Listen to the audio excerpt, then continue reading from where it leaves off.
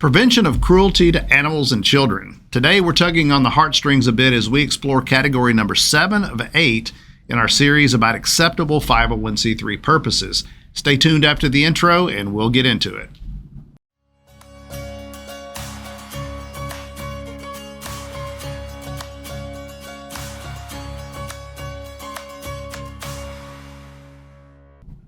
Hi, this is Greg McRae, founder and CEO of Foundation Group, and welcome back to our 501c3 University channel, where we strive to make nonprofit issues understandable.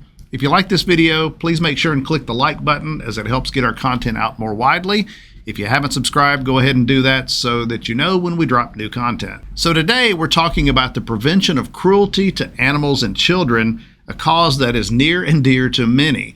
You'd be hard-pressed to find two ideas more close to the heart than this. So first up, what exactly does this purpose mean in IRS terms? When the IRS says prevention of cruelty to animals and children, they're referring to nonprofits that actively work to stop or reduce cruelty, abuse, or neglect to animals, children, or both. Now, we've long made the joke around here that the IRS combined these because it's sometimes hard to tell the difference between the two. Yeah, I know, way too easy. The reality is you almost always find nonprofits focused on one of the two, but not both. The bigger point is that these organizations are meant to protect those who cannot protect themselves. Think about child advocacy groups or animal rescue shelters. It's a broad and impactful category of charitable work. So what kind of organizations fall under this purpose?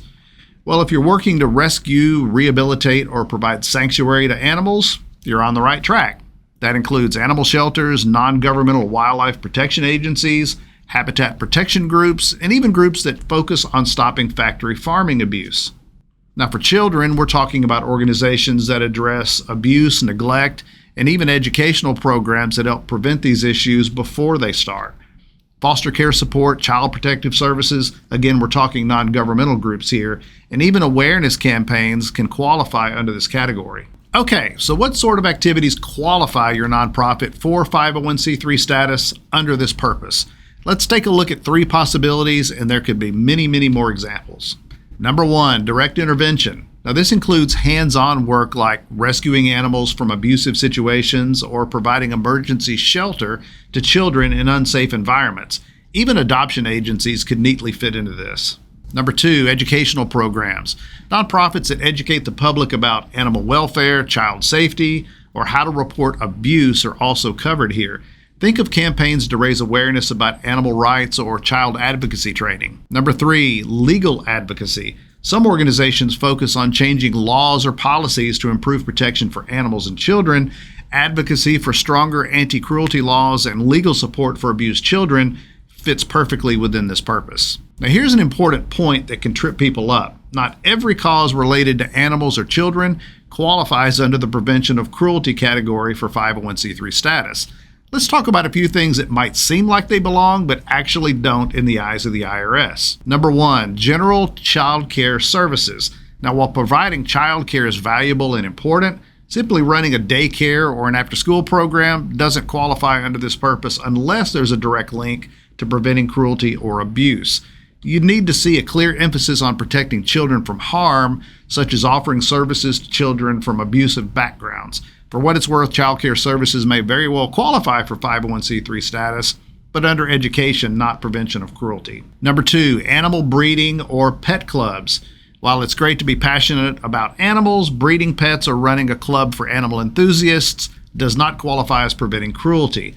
Unless your organization is focused on animal rescue, protection, or welfare, you don't fall under this charitable purpose. For example, an organization that breeds show dogs wouldn't qualify, but one that rehabilitates abused dogs would. Number 3, support for children's extracurricular activities. Organizing sports teams or clubs for kids is awesome, but if the focus is just on extracurricular development and not preventing cruelty or protecting children, it doesn't qualify.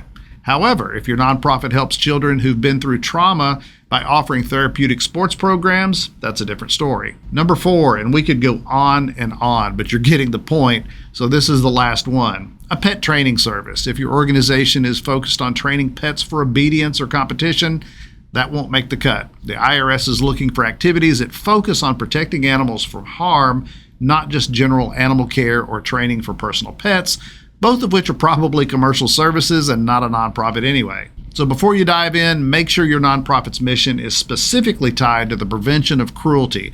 The IRS is pretty clear about what fits under this category and what doesn't. So to sum it up, if you're passionate about protecting animals or children, or both, from cruelty, this IRS charitable purpose might be a perfect fit for your nonprofit. There's a wide range of qualifying activities and types of organizations that fit under this umbrella, from hands-on rescue work to educational programs to legal advocacy. If you're interested in starting a nonprofit with this mission or any other, Foundation Group can certainly help. You can find our contact information linked below. And as always, drop any comments or questions below and we'll try our best to get to all of them. Thanks for watching. Now go serve your community.